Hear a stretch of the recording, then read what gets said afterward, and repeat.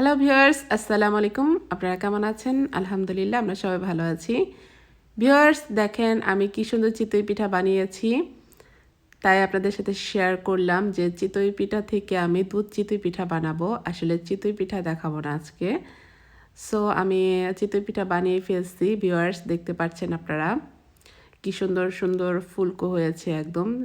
Viewers, দুধ চিতই পিঠার জন্য দুধ তো অবশ্যই লাগবেই। এটা হচ্ছে ফুল ক্রিম, হচ্ছে লিকুইড দুধটা আমি 1 লিটার নিয়েছি। জাল দিয়ে একদম ঘন করে নিব। সাথে একটা হচ্ছে হাঁড়িতে আমি পানি নিয়েছি। ভিউয়ার্স, এটা হচ্ছে একদম খাঁটি গুড়, দেশে থেকে আনা খেজুরের গুড়। এমনি হচ্ছে খেতেও টেস্টি খুব।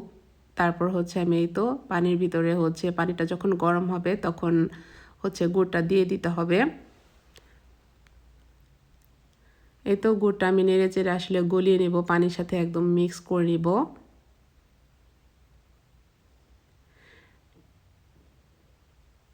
ভিউয়ার্স, রেগুলারের মতো আজকে একটু রিকোয়েস্ট করে দেই, আমার চ্যানেলটি যদি ভালো লেগে থাকে প্লিজ সাবস্ক্রাইব করবেন, লাইক দিবেন, শেয়ার করবেন ফ্রেন্ডস অ্যান্ড ফ্যামিলির সাথে, আর কমেন্টস করবেন। এই তো সাথে হচ্ছে আমি দুইটা হচ্ছে দারচিনি একটু একটু দিয়ে দিলাম। এই তো ভিউয়ার্স, দেখেন আমি দুধটা কতটুকু ঘন করেছি, একদম অনেক ঘন করে ফেলছি। এখন পানিটা একটু বলক আসার পরে আমি পিঠাগুলো দিয়ে দিব আস্তে আস্তে। এরপর হচ্ছে 2-3 মিনিট জাল দিব পিঠাগুলা দিয়ে, চিতই পিঠাগুলা দিয়ে আর কি। ভিউয়ার্স, এই চিতই পিঠা আর হচ্ছে গুড়ের শিরার ভিতরে 2-3 মিনিট জাল দিতে হবে, এভাবে সুন্দর করে হালকা হাতে নেড়ে চেড়ে। এরপর আমি হচ্ছে আমার পাশের চুলে হচ্ছে ওই ঘন দুধটা আমি ঠান্ডা করে রেখে দিয়েছি, কারণ গরম দুধ আর হচ্ছে গরম শিরার ভিতরে যখন আমি ছেড়ে দেব তখন অনেক সময় দুধটা ফেটে যেতে পারে। এর জন্য হচ্ছে আমি দুধটা আর কি ঠান্ডা করে ওই গরম শিরার ভিতরে ঢেলে দিয়েছি। এটা হচ্ছে টেকনিক, আসলে দুধ কখনো এরকমভাবে ফাটে না দিলে। আপনারা এভাবে করে দেখবেন।